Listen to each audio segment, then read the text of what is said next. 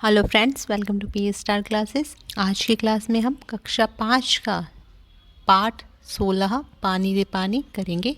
इस पाठ में हम पानी की इम्पोर्टेंस के बारे में पढ़ेंगे। तो स्टार्ट करते हैं अपनी वीडियो को। कहाँ से आता है हमारा पानी और फिर कहाँ चला जाता है हमारा पानी? हमने कभी इस बारे में कुछ सोचा है? सोचा तो नहीं होगा शायद, पर इस बारे में पढ़ा ज़रूर है।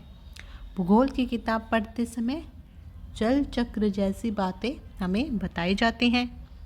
एक सुंदर सा चित्र भी होता है। इस पाठ के साथ सूरज, समुद्र, बादल, हवा, धरती, फिर बरसात की बूंदें और लो आज फिर बहती हुई एक नदी और उसके किनारे बसा तुम्हारा हमारा घर, गांव या शहर। चित्र के दूसरे भाग में यही नदी अपने चारों तरफ का पानी लेकर समुद्र में मिलती दिखती है।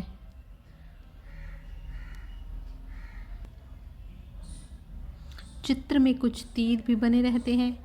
समुद्र से उठी भाप बादल बनकर पानी में बदलती है और फिर इन तीरों के सहारे जल की यात्रा एक तरफ से शुरू होकर समुद्र में वापस मिल जाती है।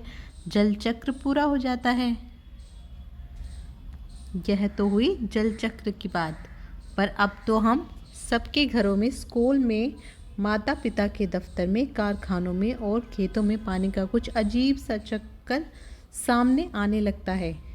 नलों में अब पूरे समय पानी नहीं आता। नल खोलो तो उससे पानी के बदले सूं सूं की आवाज़ आने लगती है। पानी आता भी है तो बेवक्त। बेवक्त का मतलब होता है किसी भी समय जिसका कोई टाइम ना हो। कभी देर रात को तो कभी भोर सवेरे, यानी सुबह जल्दी। भोर सवेरे मतलब सुबह जल्दी। मीठी नींद छोड़कर घर भर की बाल्टियाँ, बर्तन और घड़े भरते फिरो। पानी को लेकर कभी कभी कहीं कहीं आपस में तू मैं मतलब लड़ाई झगड़ा भी होने लगता है। रोज़ रोज़ के इन झगड़ों टंटों से बचने के लिए कई घरों में लोग नलों के पाइप में मोटर लगवा लेते हैं। इससे कई घरों का पानी खींचकर एक ही वक्त में आ जाता है। यह तो अपने आसपास का हक छीनने जैसा काम है, लेकिन मजबूरी मानकर इस काम को मोहल्ले में कोई कर बैठे तो फिर और कोई घर यही करने लगते हैं। पानी की कमी और बढ़ जाती है। शहरों में तो अब कई चीज़ों की तरह पानी भी बिकने लगा है। आपने देखा होगा कि बोतल में पानी आता है, प्लास्टिक के बड़े बड़े ड्रम में पानी आने लगता है। तो आजकल तो पानी बिकने लगा है जैसे और चीज़ें बिकती हैं। यह कमी गांव शहरों में ही नहीं बल्कि हमारे प्रदेश की राजधानियों में और दिल्ली, मुंबई, कोलकाता, चेन्नई और बेंगलोर जैसे बड़े बड़े शहरों में भी लोगों को भयानक कष्ट में डाल देती है। देश के कई हिस्सों में तो अकाल जैसी हालत बन जाती है। यह तो हुई गर्मी के मौसम की बात, लेकिन बरसात के मौसम में क्या होता है? सब तरफ पानी ही बहने लगता है। हमारे तुम्हारे घर, स्कूल, सड़कों, रेल की पटरियों पर पानी भर जाता है। देश के कई भाग बाढ़ में डूब जाते हैं। यह बाढ़ गांव को छोड़ती है और न मुंबई जैसे बड़े शहरों को। कुछ दिनों के लिए सब कुछ थम जाता है, सब कुछ बह जाता है। ये हालात हमें बताते हैं कि पानी का बेहद कम हो जाना और पानी का बेहद ज़्यादा हो जाना, यही अकाल या बाढ़ एक ही सिक्के के दो पहलू हैं। यही हम इन दोनों को ठीक से समझ सके, यदि हम इन दोनों को ठीक से समझ सके और संभाल ले तो इन कई समस्याओं से छुटकारा मिल सकता है। चलो थोड़ी देर के लिए हम पानी के इस चक्कर को भूल जाएं और याद करें अपनी गुल्लक को।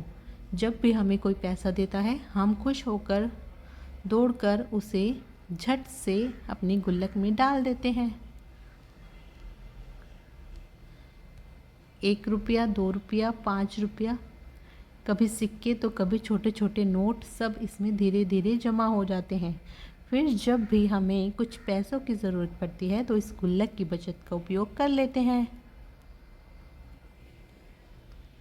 हमारी यह धरती भी इसी तरह की खूब बड़ी गुल्लक है। मिट्टी की बनी इस विशाल गुल्लक में प्रकृति वर्षा के मौसम में खूब पानी बरसाती है। तब रुपयों से भी कई गुना कीमती इस वर्षा को हमें बड़ी गुल्लक में जमा कर लेना चाहिए। हमारे गांव में, शहरों में जो छोटे बड़े तालाब हैं, झील आदि, वे धरती की गुल्लक में पानी भरने का काम करते हैं।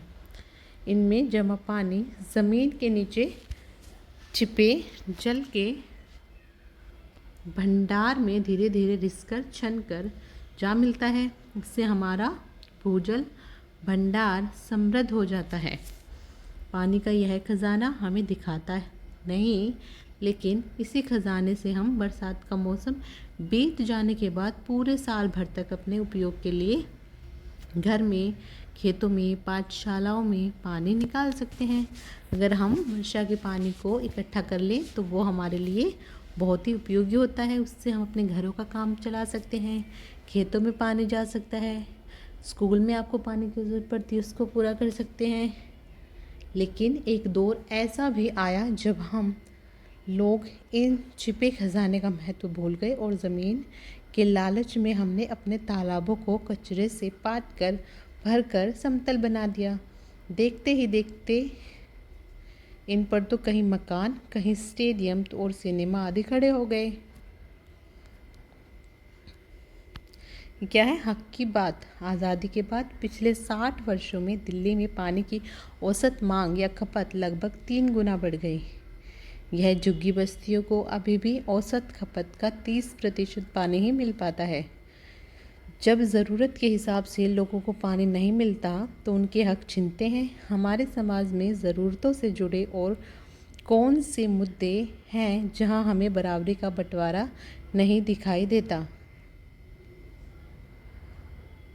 और कई लोगों का हिस्सा छीनकर कुछ लोगों को दे दिया जाता है। कक्षा में और घर पर बड़ों के साथ चर्चा करो।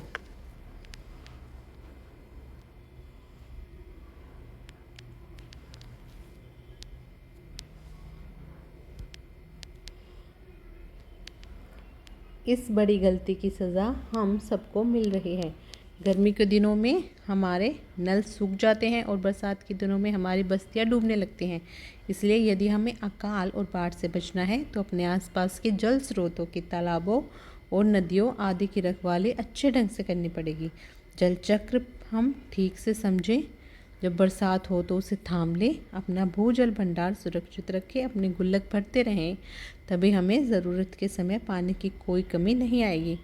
यदि हमने जल चक्र का ठीक उपयोग नहीं किया तो हम पानी के चक्कर में फंसते चले जाएंगे। और ये लिखा किसने है? ये लिखा है अनुपम मिश्र ने।